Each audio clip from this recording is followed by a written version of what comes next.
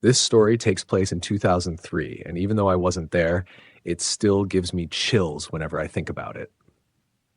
My father and mother had just gotten married and were traveling to our family's native town in the countryside. They were accompanied by my aunt and cousin sister, and the four of them were making the journey by car. My mother was seated in the front passenger seat, and my father was driving. My aunt, who had a tendency to get motion sickness, swapped seats with my mom for comfort. As they drove along, everything seemed normal at first, but then my aunt suddenly started screaming. She shouted, "Paya apne wolatke ko mar dia! Apne wolatke ko mar dia! Brother, you killed that boy! Brother, you killed that boy!" My father and mother were both stunned. Everyone in the car went silent and a cold shiver ran down their spines. My aunt kept repeating the phrase, almost like a chant. My father tried to calm her, insisting that there was no boy outside, but my aunt wouldn't stop. She insisted there was a boy, and she was certain that my father had killed him. Suddenly, my aunt's behavior became even more erratic. She slipped from her seat, falling to the floor of the car, and both my mother and cousin were terrified. In a panic, my father drove quickly to the nearest town where a relative of ours lived. This relative was a strong man, so my father hoped he could help lift my aunt and take her to a hospital. However, she was so heavy that neither of them could move her. It was as if something invisible was weighing her down. They quickly called my grandmother for advice, and she told them to seek out a Baba, a spiritual healer. The Baba arrived at our relative's home shortly afterward, and my aunt was laid on a steel cot. But as the Baba began chanting his prayers, something terrifying happened. My aunt began to levitate off the cot. At first, I didn't believe it, but I was told that there were many witnesses who saw it happen. After levitating for a moment, my aunt fell unconscious. The Baba explained that the road they had traveled on earlier was haunted. He said that a family had been in an accident there, and that a boy had been killed. When my aunt started screaming about the boy, she had seen his ghost. The Baba revealed that if my family had gone back to show her that there was no boy, they would not have made it out alive. When my aunt woke up, she still didn't believe that my father hadn't killed the boy. To prove the truth, the Baba went to the boy's grave and returned with his shoes. Only then did my aunt start to accept what had happened. Months passed, but my aunt continued to grieve whenever she saw a child in distress. She would cry, remembering the boy's tragic fate. That incident haunted my family for years, and to this day, no one can ever forget the terror they experienced that night. It was the winter of 2010 when my parents and I were traveling back home from my maternal grandmother's house in Assam. We were on a night bus, heading back to our home in Meghalaya, a state known for its long winter breaks. The bus was a night-hauling one, and those who've traveled on such buses know that there's usually a short stop for dinner at a roadside dhaba restaurant. We had just finished our meal and were preparing to board the bus when something unimaginable happened. As we were walking back to the bus, we saw a man riding a bike at high speed. But there was something terribly wrong. This man was headless. The bike was still moving smoothly, almost like it was gliding, with the rider's hands on the clutch and foot on the gear, but his head was completely missing. The bike continued to move at high speed for a good mile or more before disappearing into the distance. Everyone around us was frozen in shock.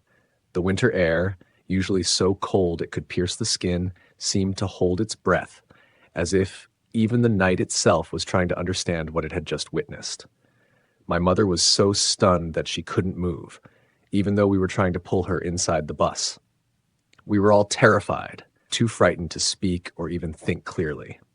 It wasn't until later that we learned the truth behind what we had seen. A truck carrying an oversized load of steel sheets, some of them suspended in the air due to the way the load was stacked, had been crossing an intersection just as the biker was passing by.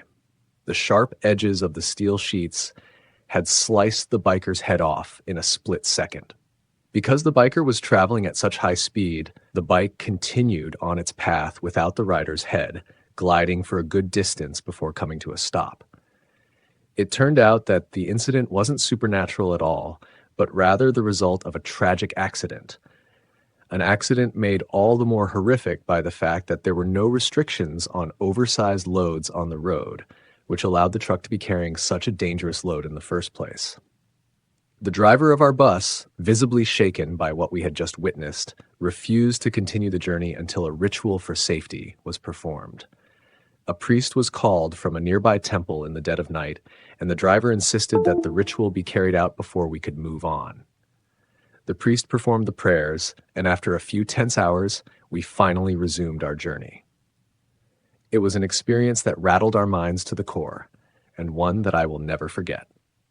The chilling image of the headless biker, the eerie silence of the night, and the aftermath of the accident stayed with me for a long time.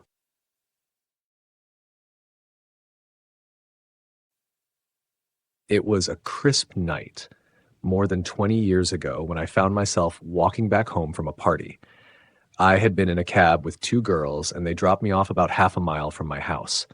The area was a quiet suburban stretch with a few scattered buildings and thick shrubbery that lined the path.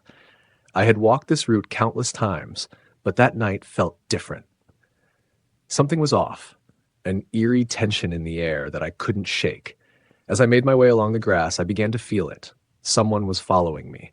At first, I thought it might be my imagination, but the feeling grew stronger with each step. I could hear footsteps behind me, matching my pace but never catching up.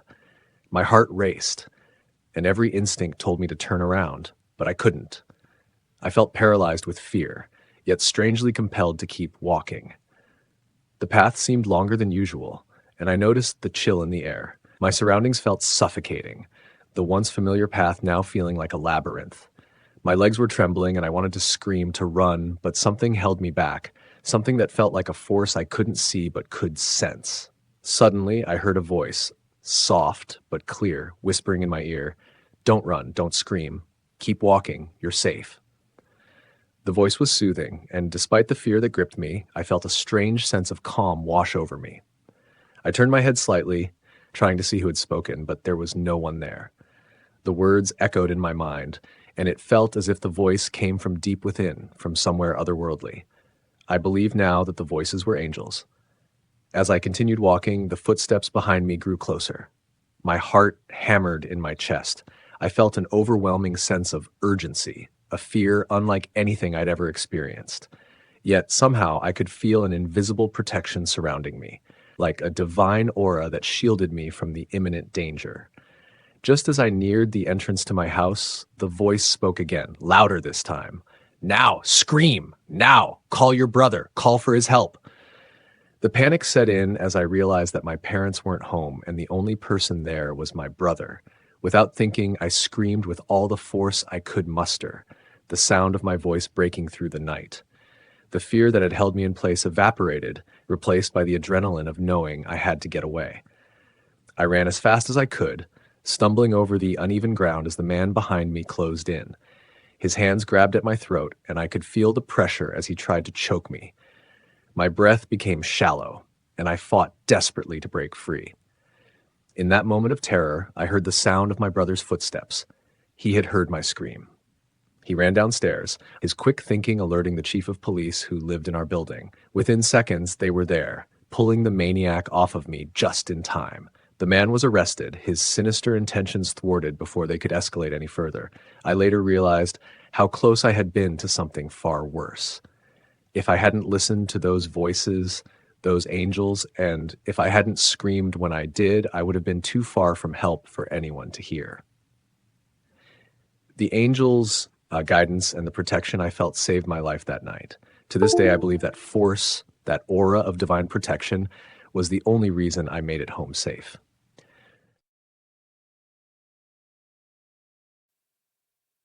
There are roads I avoid, but not because of any supernatural beliefs. It's not that I think they are haunted, at least I don't think so, but there are simply better routes to take for practical reasons. For example, the most direct way from my house to the highway runs through a crowded residential area. The road is plagued with so many speed bumps, it feels like I'm driving through a minefield. Honestly, I lose count of how many there are. It's slow, uncomfortable, and feels like a chore every time I have to drive through it. So, naturally, I always take a detour. A slight deviation from the direct route reduces the number of bumps to 7, and because of the smooth tarmac and a higher speed limit, the ride feels much easier, and it takes about the same amount of time. So why would I put myself through the direct route when the detour offers a much more pleasant drive? Then there are other roads that I avoid for safety reasons. Some roads around here were built on a whim, without proper planning or construction. They're narrow, winding, and poorly maintained, which makes them more prone to accidents. I've heard stories of cars skidding off the road or crashing due to bad turns or loose gravel, and honestly, it just doesn't seem worth the risk. Why take that road when I can take one that's less dangerous, even if it adds a few extra minutes to my trip? And of course, there are roads that are simply boring. They stretch on for miles, nothing but rows of identical houses or empty fields. It's monotonous, and there's nothing interesting to look at. So why not choose a route that offers a more scenic view? There's a lovely stretch of road that meanders through a forest and skirts along a river. The trees seem to stretch up forever, and the view of the water sparkling in the sun makes the drive feel like a mini vacation. I'll take the longer route any day for that. But despite all the reasons I've had for avoiding certain roads, it's never been because of any ghost stories or eerie tales about haunted places. It's always been about practicality, time, safety, and comfort. Sure, I've heard rumors about some places being haunted. I live in a town with a rich history, and every old house and abandoned building seems to have its own story. But none of those tales have ever made me fear a road or path. I've always thought of them as just that, stories, nothing more. That is until one night when I was driving home late. It was around midnight, and I was coming back from a late shift at work.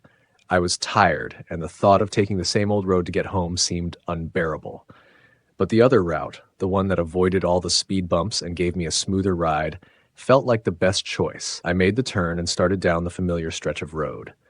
But tonight, something was off. I couldn't put my finger on it at first. The night was unusually still, and there wasn't a single car in sight. No headlights from other drivers, no distant sounds of city life. Just quiet. Too quiet. As I drove further, the streetlights seemed dimmer than usual, casting long shadows that stretched like dark fingers across the road. The trees on either side of the road were taller than I remembered, their branches hanging lower, almost as if they were closing in on the car. I tried to brush it off, chalking it up to tiredness. But the further I drove, the more uneasy I felt. My headlights began to flicker, as if something was interfering with the power. That's when I saw it, just ahead of me, a figure standing by the side of the road. I slowed down, unsure of what I was seeing. The figure was tall, almost unnaturally so. It was standing perfectly still, dressed in dark clothing. Its face was hidden in shadow, and it seemed to watch me with an unsettling stillness. My heart began to race. There were no streetlights here, and yet the figure was somehow illuminated, just enough for me to see its outline. I didn't stop. I kept driving, my foot pressing harder on the gas pedal, but as I passed the figure, I could feel its presence, as if it was still watching me from behind. A shiver ran down my spine, and I glanced in the rearview mirror. The figure wasn't there anymore, but something in my gut told me I wasn't imagining it. The rest of the drive home felt longer than usual. I kept checking my mirrors, half expecting to see something following me. The lights from my house were a welcome sight when I finally reached it, and I quickly parked my car, locking the doors behind me. As I walked into the house, I tried to shake off the feeling of unease, telling myself it was just my imagination. Maybe it was the exhaustion, or maybe I'd just been looking for something to spook me. But the feeling lingered, and I couldn't shake the image of that figure standing by the road, staring after me. The next day, I mentioned it to a neighbor, jokingly asking if they knew anything about that stretch of road. Their reaction was immediate. A look of concern flashed across their face. "You shouldn't go down there at night," they said. "That road has always been strange. People say it's haunted, but I don't know. I'd avoid it if I were you." I laughed it off, telling myself that I'd never been the type to believe in ghost stories. But that night, as I lay in bed, I couldn't help but think about the figure. Maybe there was something to those rumors after all. And maybe, just maybe, there were roads I should stay away from, not because of speed bumps, accidents, or boredom, but because something truly strange and unexplainable lingered there.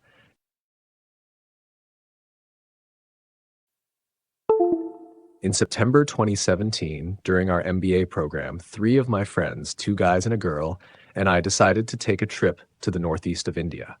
It was a spur of the moment plan, with each destination being decided only after we left the previous one. Our route was to cover Shillong, Cherrapunji, and Daki, all stunning locations in the region. We had rented a Honda Amaze in Guwahati, and I was the only one among us who could drive. The journey started smoothly, with Shillong and Cherrapunji being as beautiful as we had imagined. After exploring these two places for the first couple of days, on the third day, we decided to go on a trek to the Rainbow Waterfalls, located near Cherrapunji. The 12 to 15-kilometer trek was exhausting, but the sight of the waterfall was breathtaking, especially with a rainbow appearing in the mist. It was a moment of sheer awe that made all the effort worth it. By the time we finished our trek and headed back, it was already 5:30 p.m. We were faced with a decision: stay in Cherrapunji for the night or drive to Dalki, which was 84 kilometers away, according to the map. I checked the route and it said it would take about 2.5 hours to get there. Feeling confident, I told my friends that I was sure we could make the drive in 2 hours and find a hotel or a tent on the way. My friends, exhausted from the day's activities, were hesitant, but they ultimately agreed, knowing I would be driving. We confirmed with the locals, and they assured us that the road was in good condition, so we decided to go for it. The first 10 to 12 kilometers were easy, but soon the road began to deteriorate. It became so narrow and poorly lit that we could barely see the white lines. The road was winding, and the conditions made it harder to drive. My friends, who had intended to sleep, were now wide awake, visibly nervous. The tension in the car was palpable. Sudipto, one of my friends, broke the silence, asking with a teasing tone, "Swapnil, you're enjoying this, aren't you?" I tried to lighten the mood, replying, "Of course. I love a bit of adventure. It was Don't the winter worry, of I've got this." But inside, I was starting to feel the weight of the situation. It was the first time I was driving on such a road, and it wasn't even my car. On top of that, we had already walked so much that day, and now we were still on the road at night with no end in sight. By the time it was 11 p.m., we were still on the road with hardly any vehicles passing by. We kept asking, how much longer, and what time will we reach? We were all tired, and the uncertainty was starting to get to us. Then, around 11:30 p.m., Kushbu suddenly exclaimed, "It's already 11:30. How much longer?" I checked my phone and it showed 11 p.m. Surprised, I checked everyone else's phones. Kushbu's phone was displaying the time as 11:30, and mine and the others showed 11. Confused, I thought maybe there was something wrong with the phones. But then Sudipto shouted, "Kushbu's phone has an active internet connection, and it's showing Bangladesh time because we're so close to the border."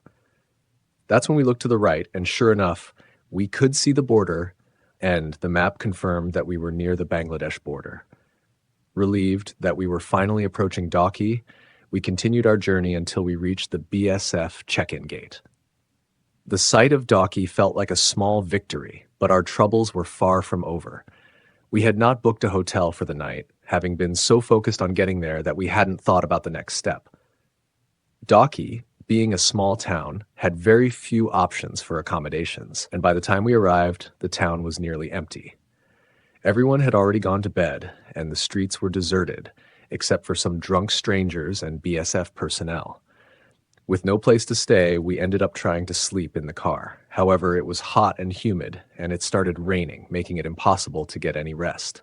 So we decided to sit outside, talking through the night, too scared to sleep. We spent hours discussing everything from our trip to how strange and unsettling the night felt. It was one of those moments that bonded us as friends and marked a night we would remember forever. While Sudipto and Kushbu learned the importance of planning ahead, I learned a valuable lesson about staying calm in the face of uncertainty. The experience left us with a sense of shared adventure, one that, even after all these years, we still talk about.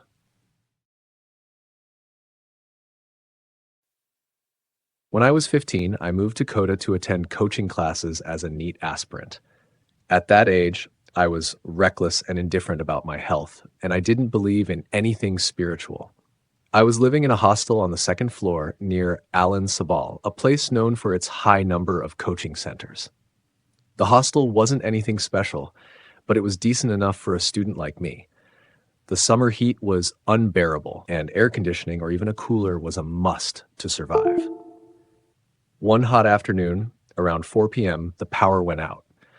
The generator kicked in immediately, but by 9 p.m., it too ran out of fuel, and the electricity was still nowhere to be found. The oppressive heat made it nearly impossible to stay in our rooms, so I, along with 3 of my friends, decided to sit in the stairwell, which was cooler due to a window above that let in some fresh air. We spent the next few hours chatting and gossiping, not even feeling the time pass.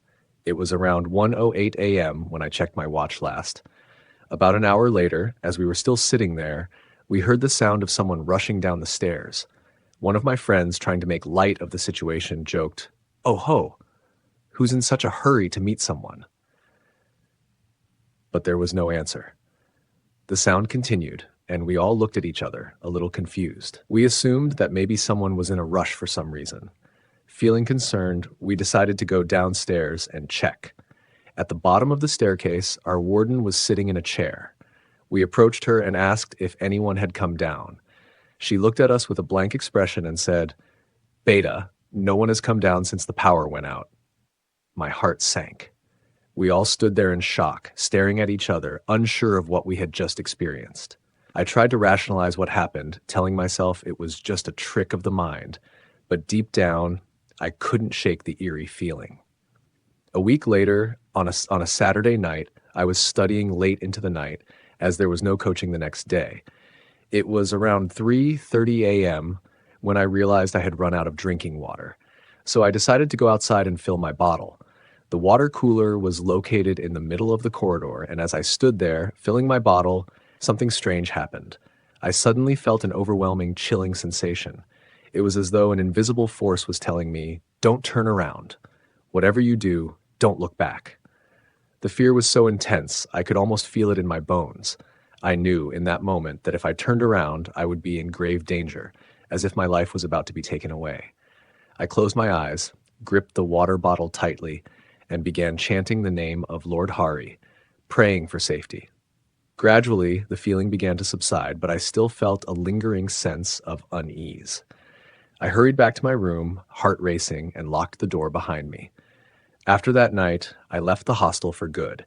That experience shook me so much that I couldn't ignore the feeling that there was something beyond our understanding in this world, something spiritual. I never spoke about what happened to anyone until about a year later when I visited my Nani, my maternal grandmother. She asked me how my hostel life had been, and that was when I finally shared the story with her. As I finished recounting the events, my Nani looked at me with a knowing expression. She told me that it wasn't just a coincidence, that it was my soul warning me about the danger. "Your soul was trying to protect you," she said. "In the future, always listen to your inner voice." Even now, as I write this, I can remember that night so vividly. It feels like it happened just yesterday.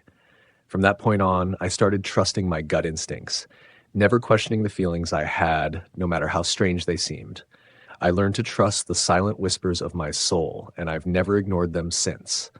Thanks to Lord Hari, nothing like that ever happened again, and I am grateful for the protection I felt. I urge everyone to listen to that inner voice. If something feels wrong, trust that feeling and stay away from whatever you're doing. Your instincts are there for a reason.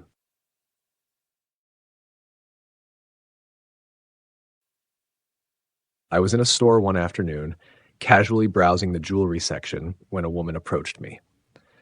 She was middle-aged, with soft eyes that seemed to carry a weight of unspoken knowledge. She smiled gently and said, "Someone wants to thank you." Her words caught me off guard, and I paused, trying to make sense of what she meant. She went on to say that this person had been following me for a few years and had brought flowers for me. My curiosity deepened, but I was still confused. She then asked, "Have you ever saved anyone?" My mind raced. I had worked at a hospital for years, sat with countless patients as they neared the end of their lives, but I had never saved anyone.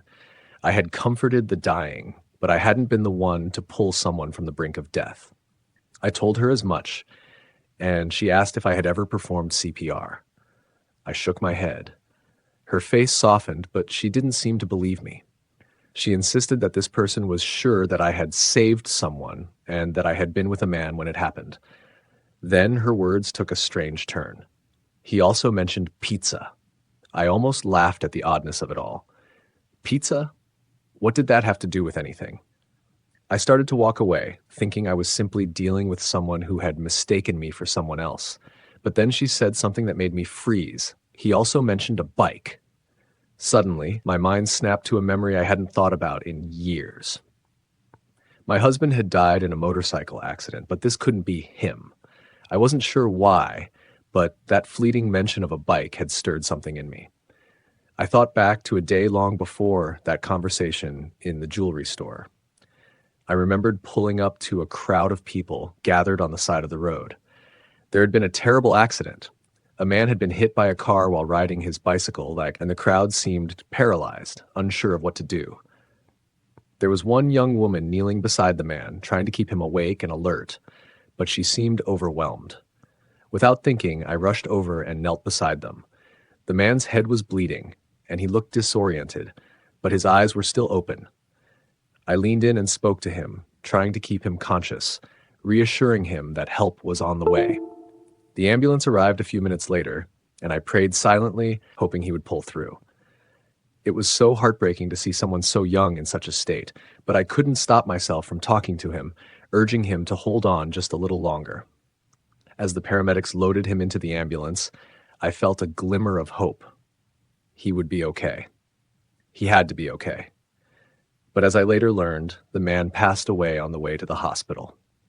He never regained consciousness.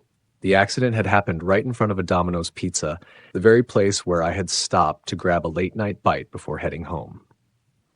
That detail, the mention of pizza, had struck me in that moment, and I finally realized what the woman in the store had meant. It wasn't my husband, it was the man from the bike accident, the one I had tried to save. He had somehow found a way to thank me, even after everything had ended. I didn't save him in the way I would have wanted, but I had been there when he needed help, and maybe that was enough. I'm not sure what to believe about the whole situation, but I'll never forget that moment in the store when a stranger reminded me of the life I had touched, even in the most unexpected way.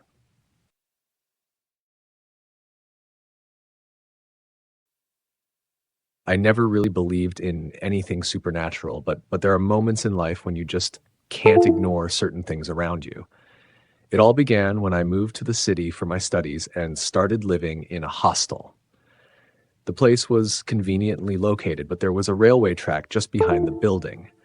The sound of the trains passing by was constant, a rattling noise that would shake the windows of the hostel, making it hard to focus or sleep, especially at night. I had a room on the fourth floor, which I shared with two other roommates, and though it wasn't a bad setup, the noise from the trains made everything feel unsettling at times. Months passed, and I grew used to the clatter, but one night, something happened that I couldn't just brush off. It started with a shrill, screeching sound, a woman's voice. It wasn't a normal noise, and it sent chills down my spine. At first, I thought it might be one of the girls in the hostel, but there was something off about it. The sound felt so real, so immediate, but also distant, as if it came from far away or maybe somewhere not quite from this world.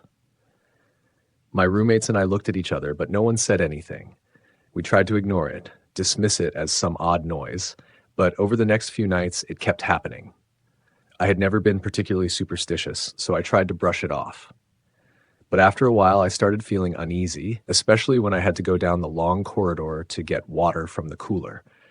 The sensation of being followed like someone walking just behind me became harder to shake off. There were times when I'd hear footsteps, but no one would be there. This continued for weeks. I was exhausted from sleepless nights, but still, I tried to power through. Eventually, I decided to move to the ground floor with a friend, hoping that a change of scenery might help. But the moment I settled into the new room, things took an even stranger turn. At night, I would often wake up and see a woman standing in the corner of the room. She never came close to me, never spoke a word, but she would just stand there, watching. I couldn't explain it. Every time I looked, she was there, her figure barely visible in the dim light. I'd close my eyes, thinking I was imagining it, but when I opened them again, she was still there, still staring. I never mentioned it to my friend. I wasn't sure how to. I didn't want to sound crazy. The nights grew harder to endure. My mind became plagued with exhaustion, and I started questioning everything. One evening, as I lay on my bed trying to fall asleep, I turned over and froze. There, sitting at the edge of my bed, was a small child. I could see their face clearly, staring at me with wide, dark eyes. I was paralyzed with fear. My body went cold, my heart racing in my chest. I reached out my hand, half convinced that I was seeing things, but the child remained there, staring at me with an eerie stillness. I couldn't move. I couldn't breathe. For what felt like an eternity, I just lay there, too terrified to even scream. Finally, I gathered the courage to sit up and look away, and when I looked back, the child was gone. Shaking, I stood up and walked out of the room. I couldn't stay there any longer, and I didn't know who to talk to. I decided to go to the warden the next morning and tell her what had been happening. Her response was more unsettling than I could have imagined. She looked at me calmly and said, "Dear, I have a master's degree in science, and I don't believe in these things either. But a long time ago, there was a train accident just behind the hostel on that very railway line. Many people lost their lives that day. Since then, people have reported experiencing strange occurrences like this. I've heard it from other students over the years. But you need to be strong. Don't let it overpower you." I couldn't say anything. I left her office, feeling a cold shiver run through me. The woman in the corner, the child at my bedside, all of it suddenly made sense, but it didn't make it any easier to accept. I didn't know if it was the spirits of those who had died in the accident or if my mind was playing tricks on me. But after that day, I couldn't shake the feeling that something was very wrong in that hostel. I left the hostel soon after that, but I never the feeling of being watched, chilling experiences I had there. To this day, I can't explain it, but there are moments when I'm alone, when I hear the faintest sound or feel the chill of a cold presence, and I can't help but wonder if there's something out there, something we don't understand waiting just beyond our sight.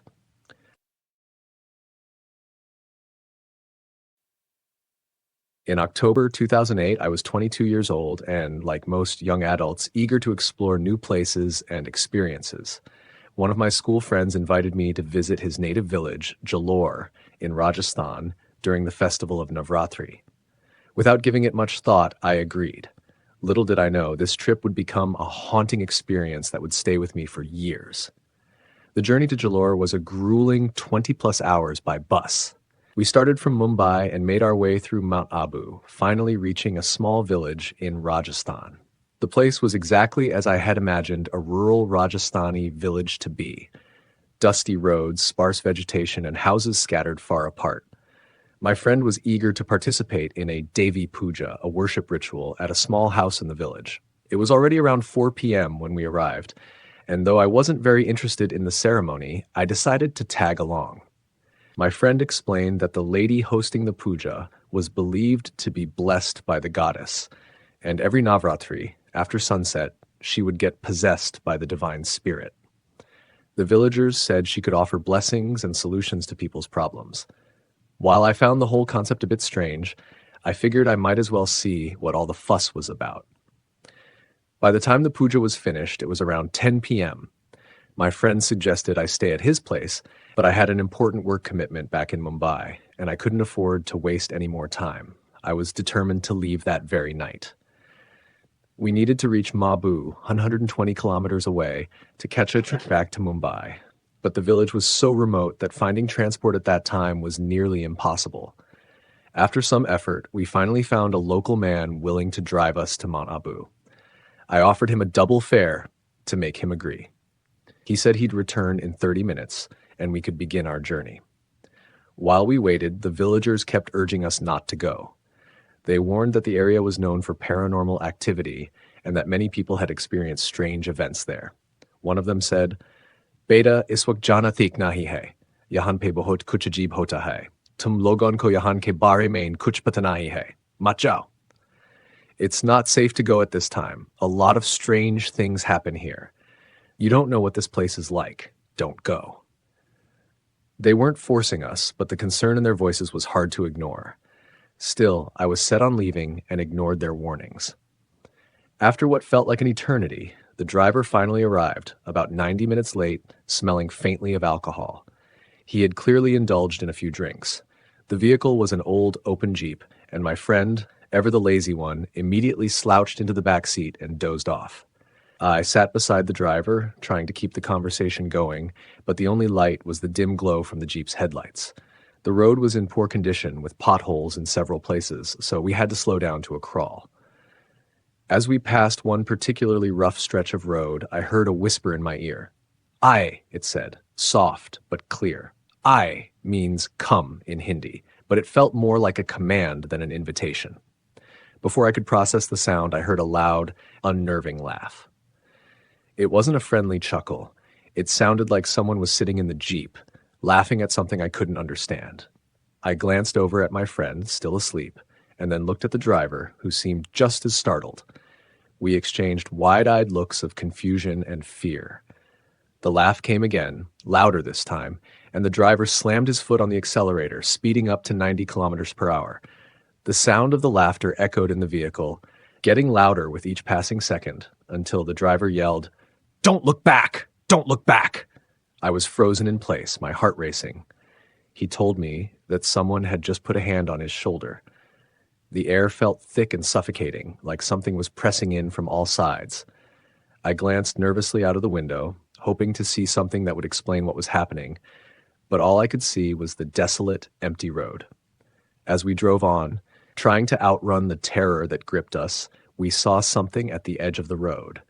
A figure, standing in the middle of nowhere, appeared briefly in the headlights. At first, we thought it was just a man crossing the road, but as we got closer, the figure suddenly stepped into the middle of the road and just stood there, staring. We were only about 10 feet away when in an instant the man vanished into thin air. One moment he was there, and the next, he was gone. Both of us were too terrified to speak. The atmosphere inside the Jeep was tense and heavy, filled with dread and disbelief. We didn't know what we had just witnessed, but we couldn't deny what had happened. The rest of the journey was silent, with both of us too shaken to say anything. We reached Mount Abu in one piece, but the memory of that night still haunts me.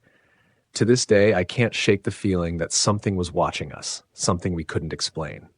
That eerie laugh, the whispering voice, and the vanishing figure, everything felt too real to be a mere coincidence. It was an experience that challenged everything I thought I knew about the world, and even now it sends a chill down my spine whenever I think about it.